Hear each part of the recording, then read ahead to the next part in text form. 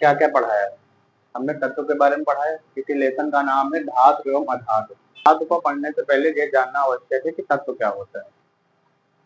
ठीक है, पिछले लेक्चर में हमने तत्व के बारे में बताया, धातु की परिभाषा बताई। ठीक है, धातु में क्या होती है उसके एग्जाम्पल भी बताया, और फिर मैंने धातु के भौतिक गुण के बारे में समझाना शुरू किया, जिसमें से हमने दो भौतिक गुण के बारे में बातचीत कर लिया था। ठीक, पहला भौतिक गुण कौन सा था? पहला भौतिक गुण क्या था? बोलो। धातुओं का पहला भौतिक गुण धात्विक चमक। बताया था ना कि जितने भी धातुएं होती है उनके पास अपनी खुद की एक चमक होती है। लोहे की अपनी अलग चमक होती है, एल्युमिनियम की अलग होती है, कॉपर की अलग होती है, सोने की अलग होती है। अलग अलग कलर से चमकता है ना, क्योंकि उसमें पाए जाते हैं मुक्त इलेक्ट्रॉन। मुक्त इलेक्ट्रॉनों की वजह से अपनी उनके पास खुद की चमक होती है, उसकी जो सतह होती है चमकदार होती है। अगर धातु में मान लिया बहुत दिन की है, पुरानी, तो उसको अगर हम रगड़ दे देंगे मान तो चमकने लगती है ना। तो धात्विक चमक पहला उसका गुण था। दूसरा गुण था विद्युत विद्युत तथा ऊष्मा का सुचालक। धातु में जो होते हैं वो विद्युत और ऊष्मा के सुचालक होते हैं ज्यादातर धातुएं।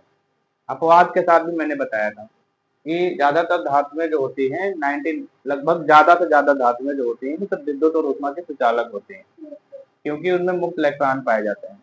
ये हमने समझा दिया था पिछले लेक्चर में। आज हमारे पास तीसरा गुण है भौतिक गुण, धातुओं के भौतिक गुण का तीसरा भौतिक गुण है, जिसका नाम है आघात वर्धनीयता। आघात वर्धनीयता को अंग्रेजी में कहते हैं मैलेबिलिटी। क्या कहते हैं? मैलेबिलिटी। ठीक, अब आघात वर्धनीयता होती क्या है? आघात मतलब प्रहार करना, आघात माने प्रहार करना, और वर्धनीयता का मतलब होता है फैल जाना।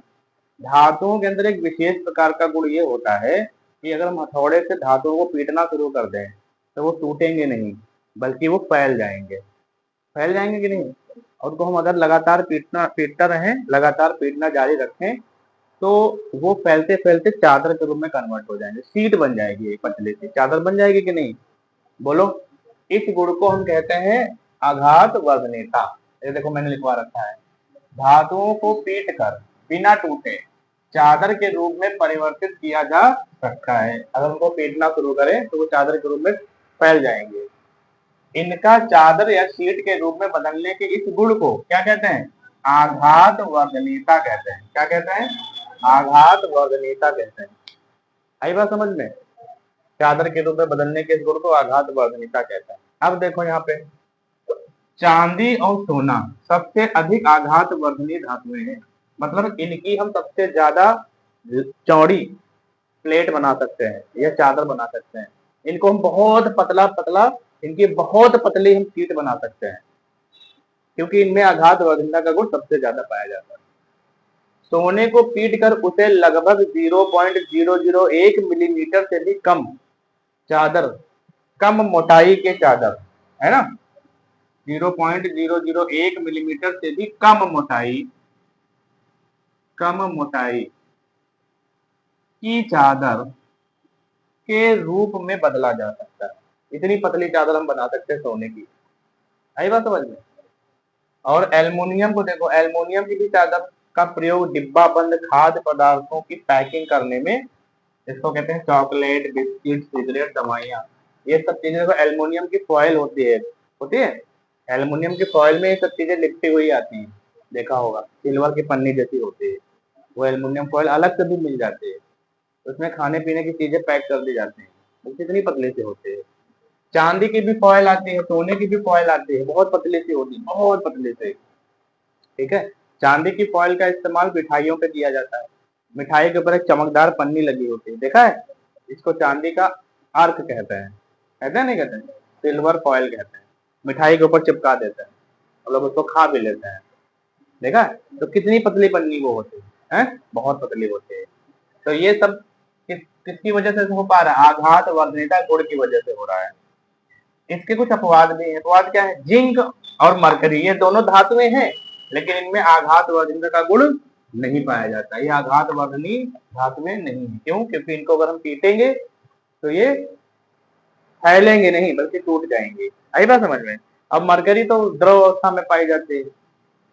अब द्रव अवस्था में तो उसको पीटोगे तो कहाँ फैल जाएगी? जो ठोस अवस्था में होती ही नहीं पहली बात मरकरी।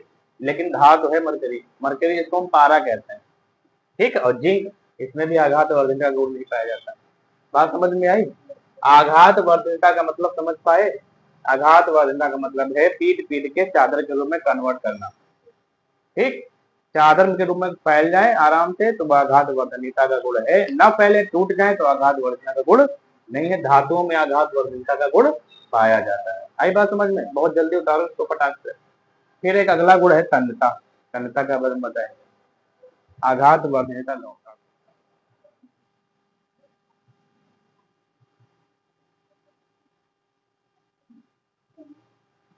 अब हम पढ़ाएंगे चौथा गुण, ठीक। चौथे गुण के बारे में पढ़ेंगे, धातुओं का चौथा गुण। चौथा गुण है तन्यता। तन्यता, हेडिंग बनाओ तन्यता। तन्यता का मतलब क्या होता है? तन्यता का मतलब होता है डक्टिलिटी। Ductility, ductility, ductility.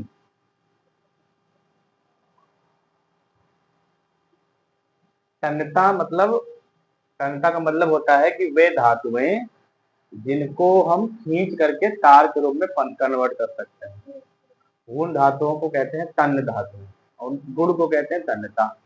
कुछ धातुओं को खींच करके हम लंबे से तार के रूप में कन्वर्ट, वायर बना सकते हैं, तार बना सकते हैं खींच करके, ठीक है। तो धातुओं को खींच कर उनके तार के रूप में परिवर्तित करने का जो एक गुण है, इस गुण को हम कहते हैं तन्यता या डक्टिलिटी। आई बात समझ में? बोलो, लिखो। कुछ धातुएं,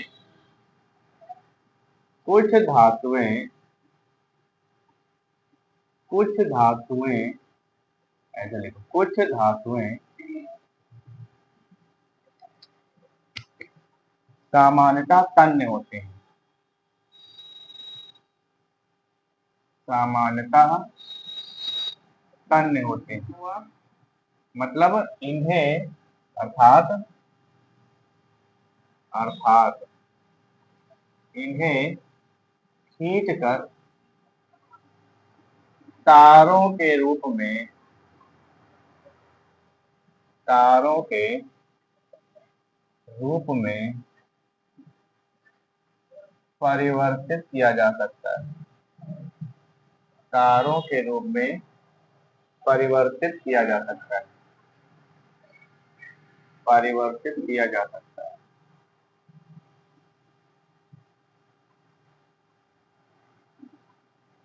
तारों के रूप में परिवर्तित किया जा सकता है। धातुओं के इस गुण को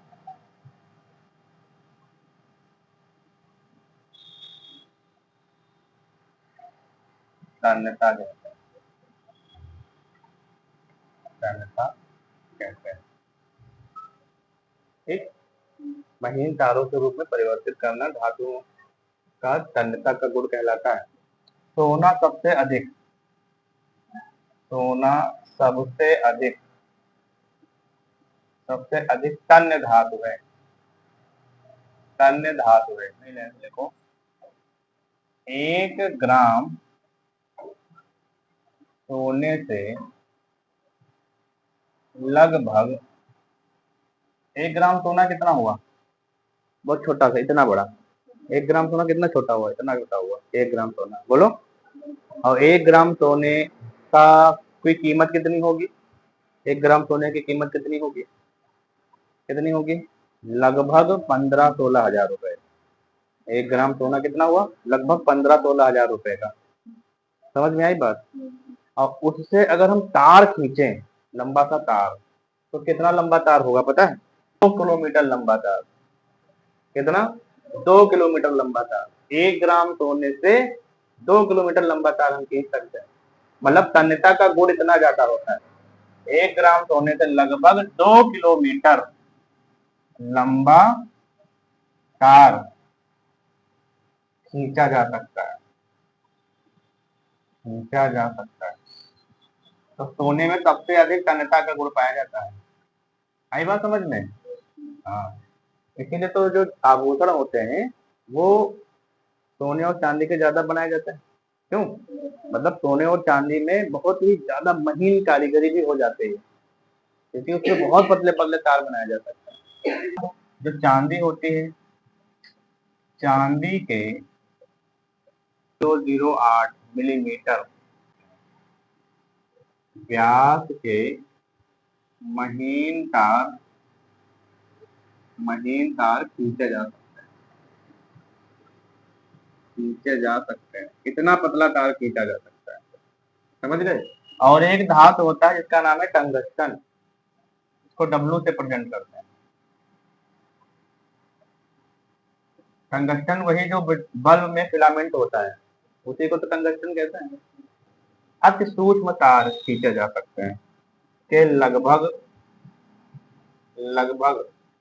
अदृश्य, मतलब इतने पतले तार कि हम अपनी आंखों से भी नहीं देख सकते। इतने बाल से भी पतले तार खींचे जा सकते हैं। टंगस्टन के लगभग अदृश्य, इसको अति सूक्ष्म तार खींचे जा सकते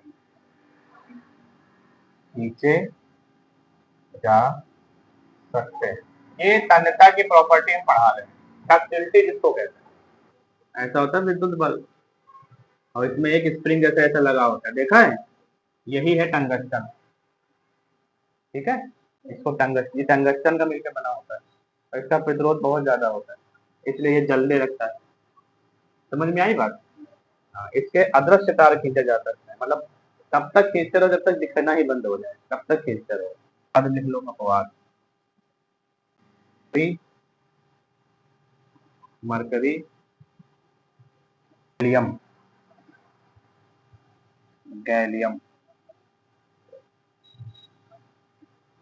तन्य धातुएं नहीं, इनमें तन्यता का गुण नहीं पाया जाता है, तन्य धातुएं नहीं है। ठीक है, इनके तार हम नहीं खींच सकते। ठीक, और ये आघात वर्धनी भी तो नहीं है, जिंक और मरकरी, बोलो। तो समझ में आई बात। तन्यता वाला गुण समझ में आया। तन्यता का मतलब क्या, जिनके हम तार खींच सकते हैं, जिनको हम पतला करके तार किनके बनाए जा सकते हैं। एल्युमिनियम के तार होते हैं कि नहीं होते हैं, कॉपर के तार होते हैं, चांदी के तार होते हैं, सोने के तार होते हैं। कॉपर के तो तार देखते हो, तो ये क्योंकि इनमें तन्यता का गुण है, इसलिए इनके तार बनाए जा सकते हैं। ठीक, तार को खींचने के गुण को ही तन्यता कहते हैं। और मैंने चांदी का भी बताया कि चांदी का तार है, इतना पतला बनाया जा सकता है, 0.008 मिलीमीटर व्यास का। सोने का जो तार होता है वो लगभग 1 ग्राम सोने से लगभग 2 किलोमीटर लंबा तार बनाया जा सकता है। बोलो, टंगस्टन के इतने पतले तार बनाए जा सकते हैं कि हम उनको आंखों से देख भी नहीं सकते, बाल से भी पतले तार बनाए जा सकते हैं। आज बात समझ में, ये बातें याद रखोगे ना, 3 पॉइंट लिख लो। अपवाद भी जरूर याद रखा करो, एक्सेप्शन के भौतिक गुण में 4 गुण हमने पढ़ा दिए। ठीक, 5वां गुण है आज कठोरता। भौतिक गुण है कठोरता। जितनी भी धातुएं, ज्यादातर जो धातुएं होती हैं वो सामान्यता जो साधारण ताप होता है, कमरे का ताप, उस पर कठोर अवस्था में होते हैं, मतलब ठोस अवस्था में होते हैं। ठीक है, अधिकतर धातुएं सामान्यता कठोर अवस्था में होते हैं। ठीक, ये बात लिख लो, अधिकतर धातुएं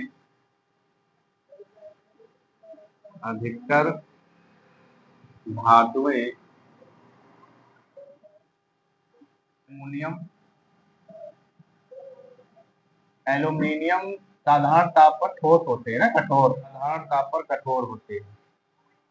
लोहा, जिसको हम आयरन कहते हैं, साधारण ताप पर कठोर होते हैं, इसको हम कॉपर कहते हैं। ठीक, ये सब धातुएं साधारण ताप पर कठोर होते हैं। लेकिन एक धातु ऐसी होती है, वो धातु है लेकिन साधारण ताप पर कठोर नहीं होते, उसका नाम है मरकरी। क्या नाम है, वो साधारण ताप पर द्रव अवस्था में होते हैं। यहाँ नहीं लेने तो लिखो पारा, एक मिनट, अपवाद करके लिखो, चाहे अपवाद, साथ में हम अपवाद भी तो लेके चल रहे हैं। अपवाद में लिख लो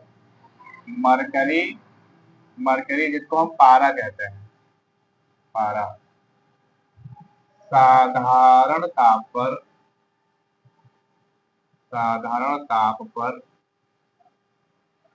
जिसका हम सिंबल होता है Hg। ठीक, मरकरी यानी कि Hg साधारण ताप पर द्रव अवस्था में होते हैं, द्रव अवस्था में होते हैं।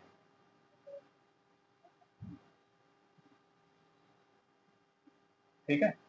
और कुछ धातुएं बहुत ही नर्म होते हैं, बहुत नर्म होते हैं, जैसे सोडियम पोटेशियम। सोडियम यानी कि Na तथा पोटेशियम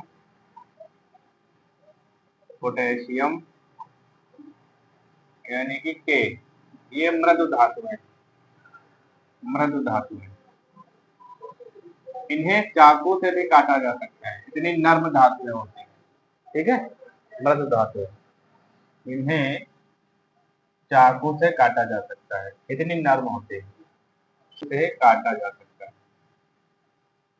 चाकू से काटा जा सकता है। समझ में आई बात? इतनी ये नर्म धातुएं होती है। बना लो नंबर 6, गलनांक व क्वथनांक। गलनांक व क्वथनांक, अंग्रेजी में इसको कहते हैं melting point and boiling point. इसका फुल फॉर्म होता है melting point and boiling point. गलनांक व क्वथनांक को कहते हैं मेल्टिंग पॉइंट या बॉइलिंग पॉइंट। इंग्लिश में गलनांक को कहते हैं मेल्टिंग पॉइंट, मेल्टिंग पॉइंट। क्वथनांक को कहते हैं बॉइलिंग पॉइंट। ये क्या मान होते हैं? वह निश्चित ताप जिस पर कोई ठोस, वह निश्चित ताप जिस पर कोई ठोस द्रव में कन्वर्ट हो जाए, उस ताप को हम क्या कहते हैं? उस ताप को उस ठोस का गलनांक कहते हैं। क्या कहते हैं? उस ठोस का गलनांक कहते हैं, इसका गलनांक कहेंगे, मेल्टिंग पॉइंट कहेंगे। बोलो।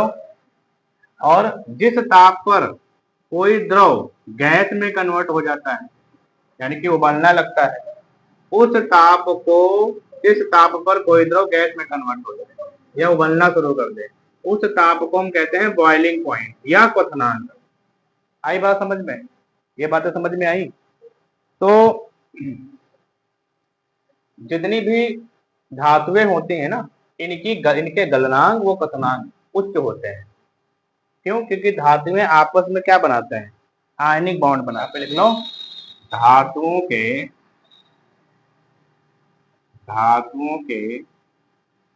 गलनांक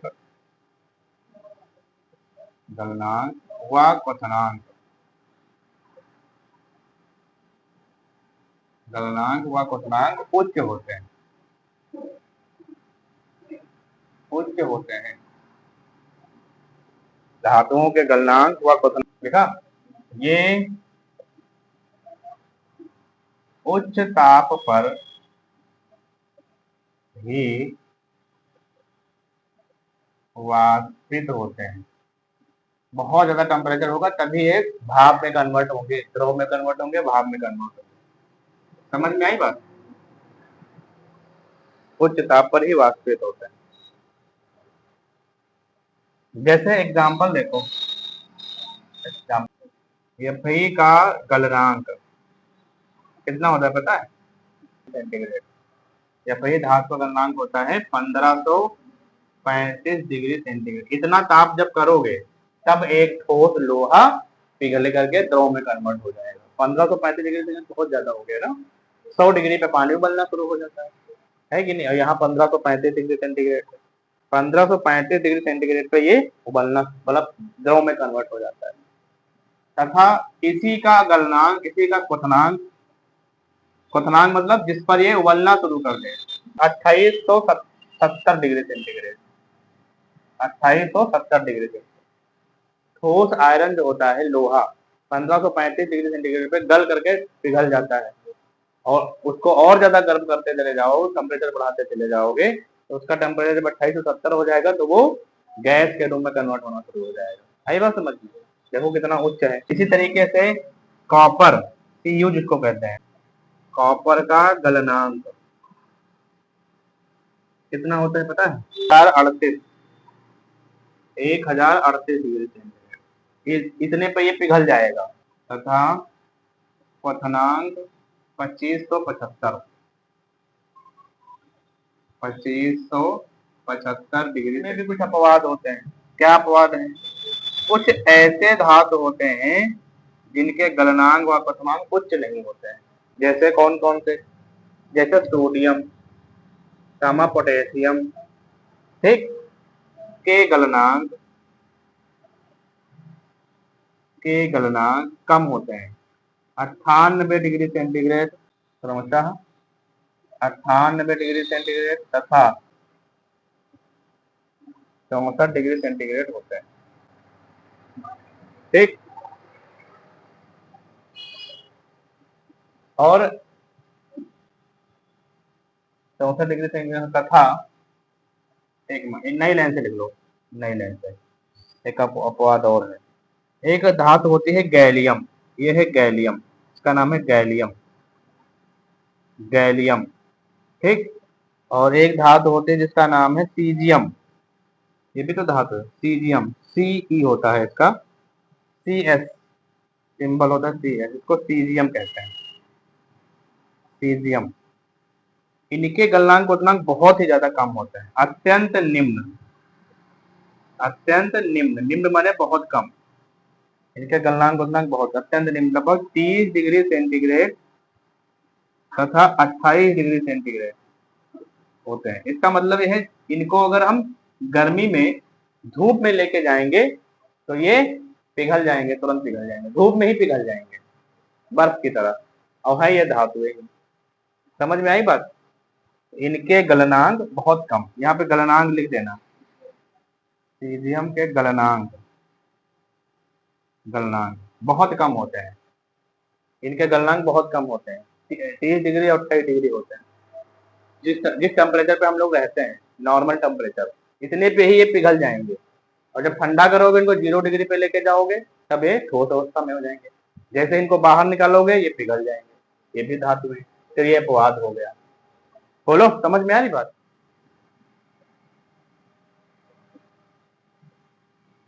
7 नंबर, घनत्व। घनत्व को हम कहते हैं डेंसिटी, डेंसिटी। सभी धातुओं सभी धातुओं के घनत्व उच्च होते हैं, और इसीलिए ये भारी होते हैं। पानी में डालने पर ये डूब जाते हैं, है ना, क्योंकि इनके घनत्व बहुत ज्यादा, अर्थात अर्थात ये भारी होते हैं, ये भारी होते हैं, भारी होते हैं। जैसे एग्जांपल मिल लो, एयू, सोना, चांदी, आयरन। और अपवाद में लिख लो, कुछ धातुएं हल्की भी होती हैं, अपवाद में लिख लो, हल्की धातु सोडियम यानी कि Na तथा पोटेशियम यानी कि K, हल्की धातु है, हल्की धातु है, सोडियम पोटेशियम हल्की धातु है। समझ में आई बात? हर एक हेडिंग में अपवाद मिल रहा है, ठीक, याद रखना, अपवाद जरूर याद रखना। इसके बाद भंगुरता, भंगुरता को हम क्या कहते हैं अंग्रेजी में?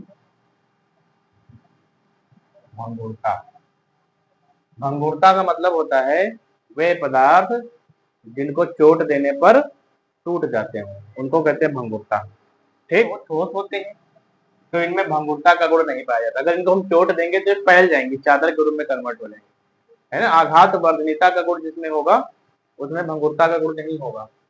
जिनको चोट देने पर फैल जाएंगी वो टूटेंगी नहीं, और टूट जाएंगे तो भंगुरता का गुण है। भंगुरता का मतलब है चोट देने पर टूट जाएंगे। पहले भंगुरता का गुण नहीं पाया जाता है, भंगुरता का गुण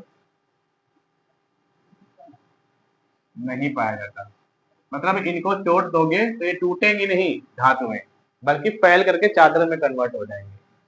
नहीं पाया जाता, भंगुरता का गुण नहीं पाया जाता है, पाया जाता है, भंगुरता का गुण नहीं पाया जाता है। जैसे अच्छा, इसमें भी अपवाद है, जिंक को छोड़ करके, जिंक को छोड़ करके, क्योंकि जिंक ऐसी चीज है जिसको पीटने पर आघात वर्धीता उसमें नहीं होती, चादर में नहीं कन्वर्ट होती, तो वो टूट जाती है ना।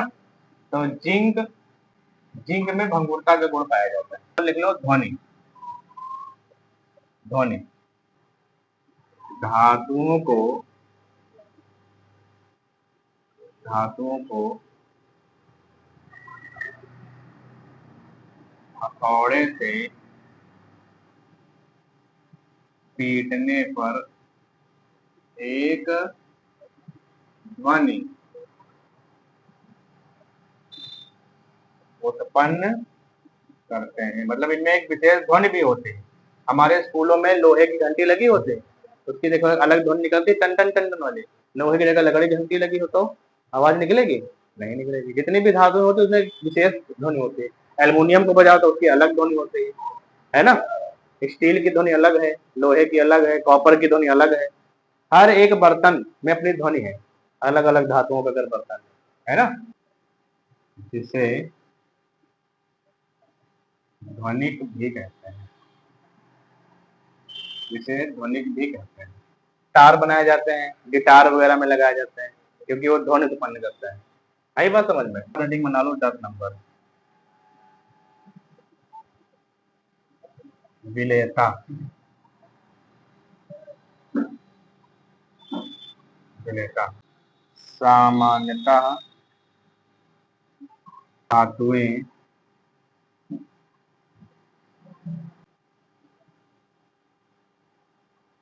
द्रव विलायकों में विलय नहीं होते, मतलब नहीं घुलते।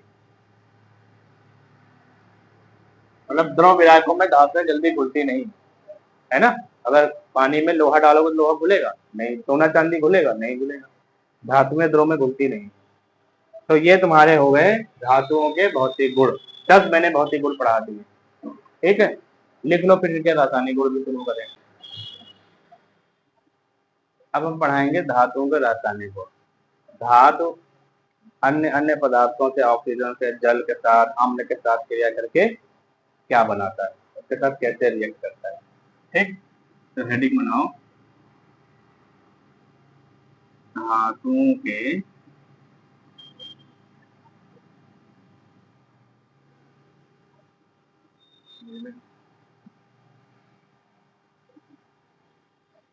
धातुओं के रासायनिक।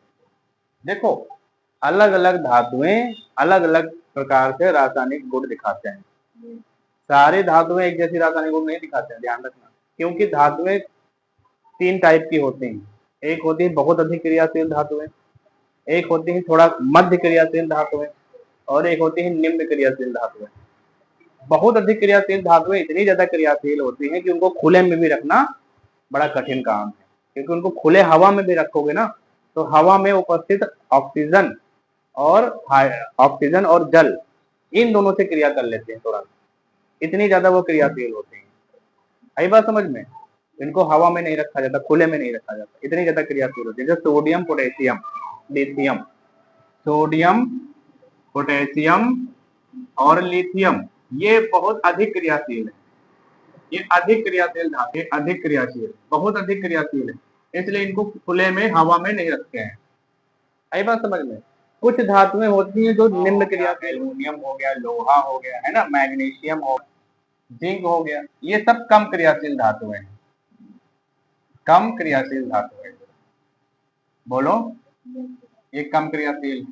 तो ये इनकी हम किसी अन्य पदार्थ से, अन्य तत्व से जब क्रिया कराते हैं तो थोड़ा सा गर्म करते हैं, थोड़ा सा गर्म करते हैं, तब क्रिया शुरू होती है।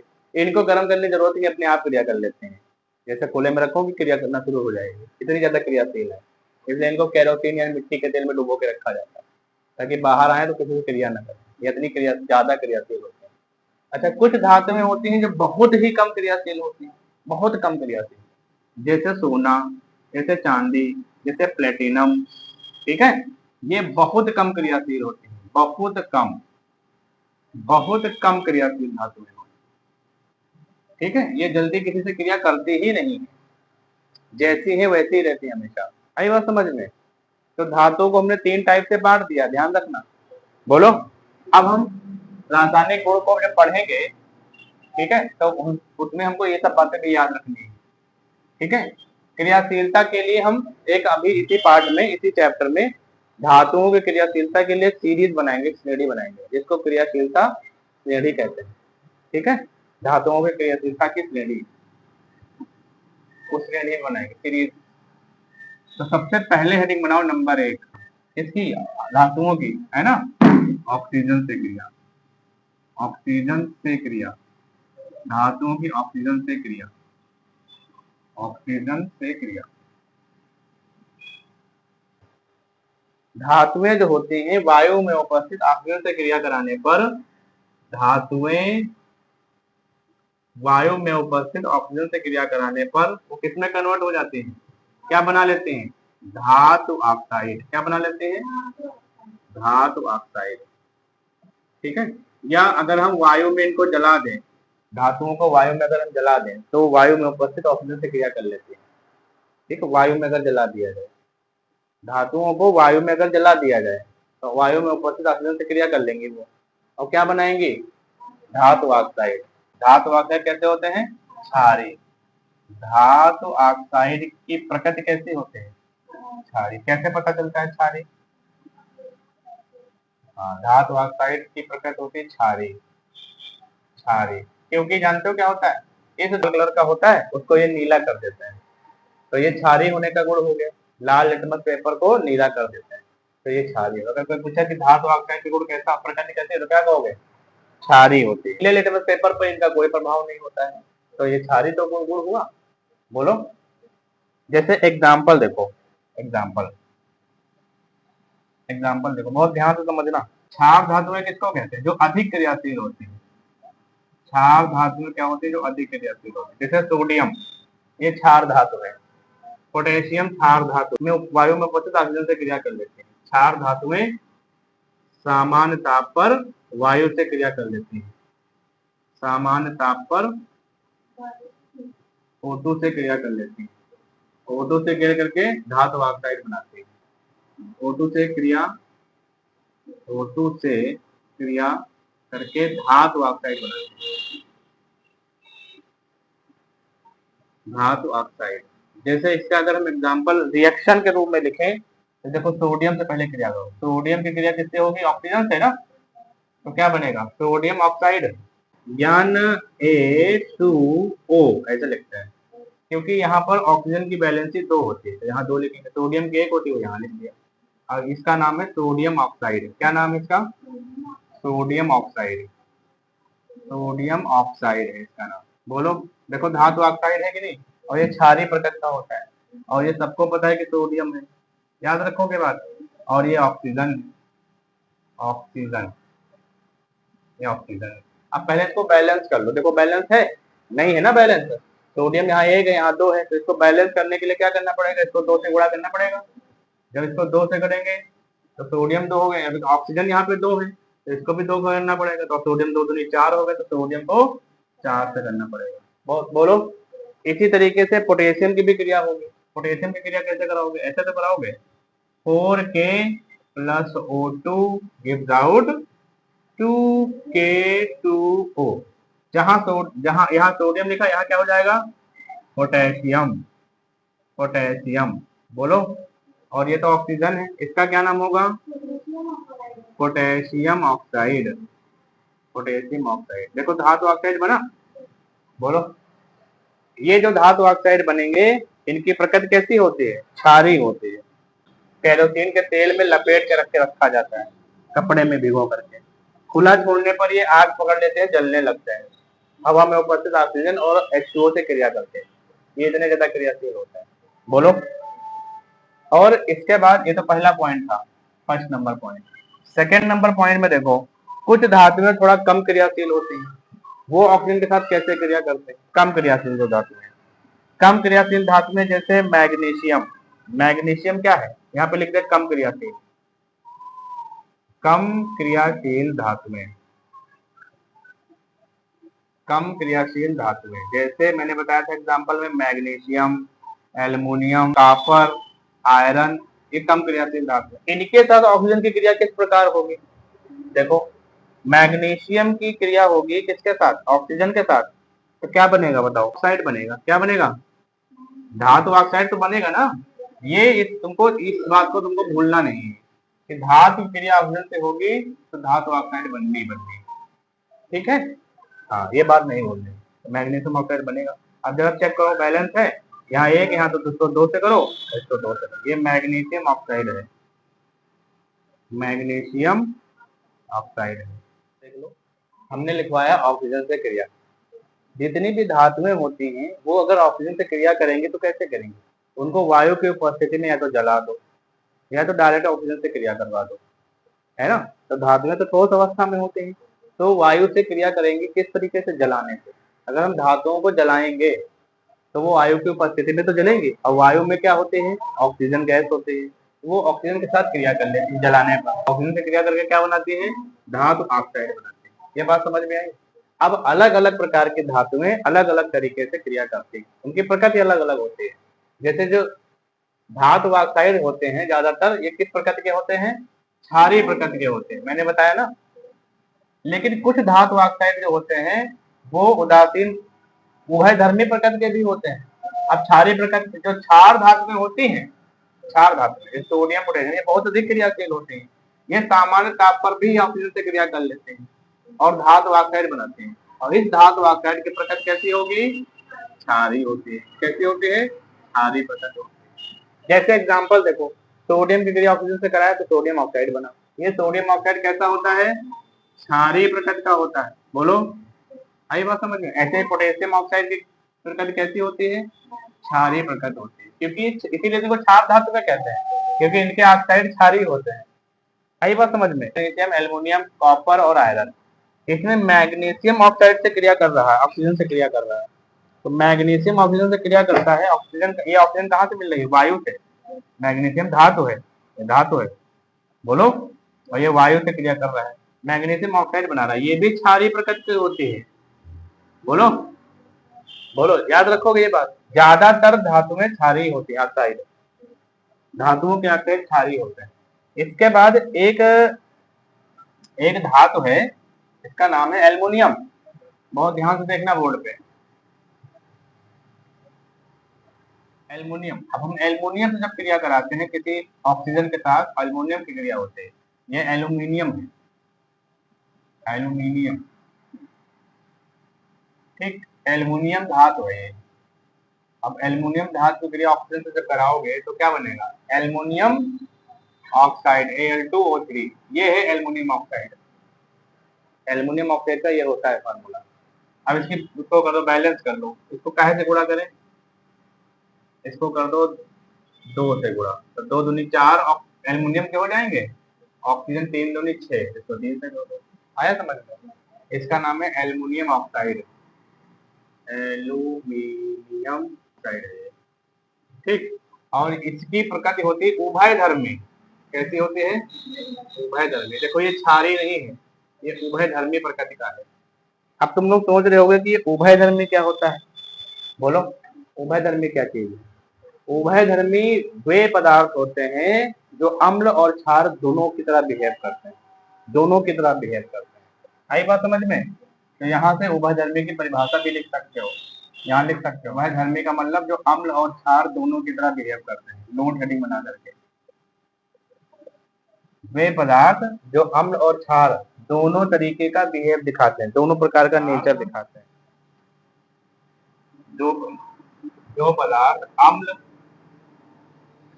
तथा क्षार, अम्ल तथा क्षार दोनों प्रकार के गुण रखते हैं, अम्लीय लिखो यहाँ पे। वे पदार्थ, जो पदार्थ अम्लीय तथा क्षारीय दोनों प्रकार के गुण रखते हैं, ठीक, उभयधर्मी कहलाते हैं, उभयधर्मी कहलाते हैं, उभयधर्मी कहलाते हैं, ठीक है। मतलब एल्युमिनियम ऑक्साइड की क्रिया अगर हम से कराओगे तो भी लवण बनेगा, जल बनेगा। बोलो, और अगर इसकी क्रिया हम क्षार से कराएंगे तब भी लवण और जल बनेगा। तो जब इसकी क्रिया हम अम्ल से कराते हैं तो ये क्षार की तरह बिहेव करता है, बोलो। और जब इसकी क्रिया हम क्षार से कराते हैं अम्ल की तरह बिहेव करता है। और एक बात ध्यान रखो, किसी भी अम्ल की क्रिया क्षार से कराने पर लवण और जल बनता है, ये बात ध्यान रखना। इस क्रिया को हम कहते हैं उदासीनीकरण अभिक्रिया, न्यूट्रलाइजेशन रिएक्शन या उदासीनीकरण होता है। उदासीनीकरण अभिक्रिया क्या होती है, ये मैंने अम्ल क्षार और लवण में पढ़ाया है, वहां पर पढ़ाया है। अम्ल की क्रिया क्षार से कराने पर लवण बनता है, जल बनता है, पढ़ाया है नहीं पढ़ाया? दूसरे चैप्टर में। यहाँ पर इसको अगर हम अम्ल से क्रिया कराएंगे तो क्षार की तरह बिहेव करेगा ये, क्योंकि लवण और जल बनाता है। आई बात समझ में? और क्षार की क्रिया कराएंगे तो ये अम्ल की तरह बिहेव करे। तो इसकी प्रकृति कैसी मानी जाएगी? उभयधर्मी। याद रखोगे ये बात ना। लोहे का टुकड़ा वो वायु में नहीं जलता है, लेकिन लोहे की छीलन वायु में जलती है। लोहे की छीलन, लोहे की छीलन कौन सी लोहे की छीलन? जैसे Fe है, ये लोहा है, लोहे की छीलन, छीलन इसको किसमें जलाएंगे हम? ऑक्सीजन की उपस्थिति में। तो वायु के साथ लोहे की छीलन की क्रिया हो जाएगी, या Fe3O4 आयरन ऑक्साइड। यह है आयरन ऑक्साइड, सेकेंड और थर्ड ऑक्साइड, आयरन सेकेंड और थर्ड ऑक्साइड ये बनेगा। इसको भी बैलेंस कर लो। ये वायु की उपस्थिति में जला है लोहे की छीलन, ठीक है। इसको बैलेंस करो। 3 है यहाँ पे तो 3 से गुणा करो, यहाँ पे 4 है तो इसको 2 से करो। नहीं, इसको 2 से करोगे तो 4 दूनी 8 हो जाएगा, 3 दूनी 6 हो जाएगा, ठीक है। और इसको 4 से करो, चेक कर लो, देखो बैलेंस है। 3 2 3 दूनी 6, 4 दूनी 8, 4 दूनी 8। तो एक काम करो, इसको कर दो 3 से, इसको कर दो 2 से, और इसको हटा दो।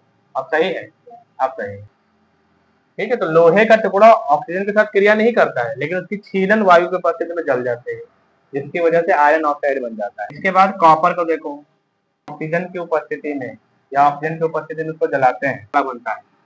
काला काला पदार्थ बनता है, जिसको हम कहते हैं कॉपर ऑक्साइड, CuO। ये काले कलर का होता है, ब्लैक, काला, काले रंग का होता है कॉपर ऑक्साइड, ब्लैक कलर का होता है कॉपर ऑक्साइड, ठीक। ऑक्सीजन यहाँ पे 2, इसको 2 से कर लो, इसको भी 2 कर लो। ये कॉपर है और ये वायु की उपस्थिति में जलाया जाता है। यहाँ पे ले तो जलाने पर, यहाँ पे ले तो जलाने पर, ठीक है। किस तरीके से देखो धातुएं ऑक्सीजन के साथ क्रिया करके अलग अलग चीजें बना रही है ना। याद रखोगे? याद रहेगा, भूलना नहीं।